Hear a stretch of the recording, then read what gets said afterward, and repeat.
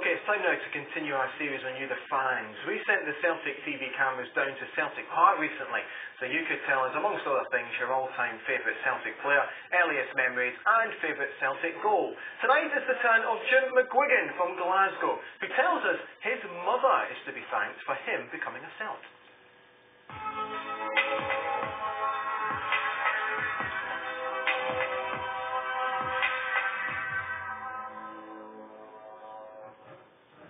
My mother was more into football than my father. My father came originally from Ireland and was into Gaelic football and the like, so he wasn't into soccer, as they call it. My mother was, she was massive fan of Celtic and brought me here in 1967 when they brought the trophy back, and basically I was 18 months old at that time, so that was it basically.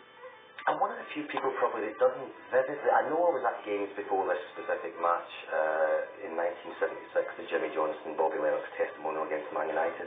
I was at games before that, but I have snippets of visions and I can't specifically remember an individual match, but that's probably the first game that I can actually remember and have memories of that particular match. Just it was fantastic.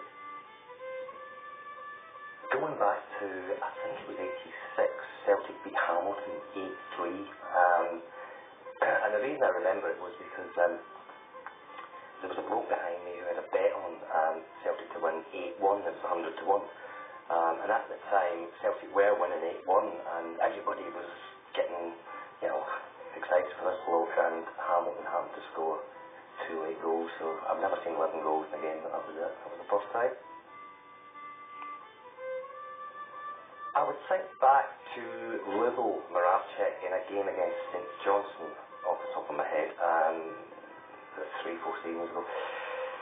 From the corner at Celtic Park, I think someone touched it to him and he hit the ball from the right-hand side right into the top left-hand corner, and with pace as well, which was the thing that excited me about it. He absolutely blasted it in, and you could tell he meant it, and only he could do that.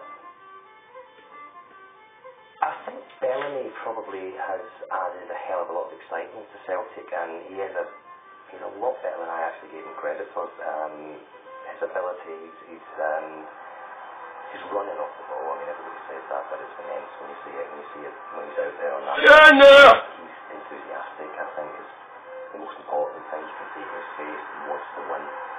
Very important.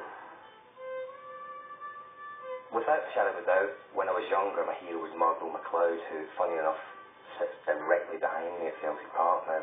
I've never said anything to him, but I had a scrapbook as a kid, and I still have it, I think, off the top of my head. I'm pretty sure it's about somewhere, and he was just, I idolised him because of his effort, and he gave 100% every single game. I don't hardly ever remember him playing a bad game.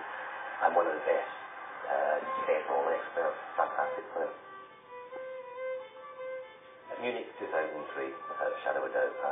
Went from Gatwick, I was living in London at the time, flew from Gatwick, and the numbers just started to pick up as we left Gatwick. Got to Munich on the day before the match actually, and sat and watched Rangers the night before, with a load of Celtic fans from Belfast, from an internet site that I use, and basically the atmosphere was like a mini Seville. It was fantastic. I think I was told last night by my cousin, Paul, that Johan Cruyff played against Celtic in the late 70s, I hope I got this right, and he was absolutely amazed that, I think Celtic were 3-0 down from the first leg, and he was amazed that over 100,000 turned out, it may have been at Hampden, to watch Celtic, and they were so enthusiastic, and he said he wanted to play for them, and I think at the time there was a bit of paper talk about it, and obviously it didn't come, so having seen him a few years later playing for Ajax in a 2-2 draw at Celtic Park, which we won the second leg, he was a fantastic player. He just was, that was at the latter part of his career, and he was a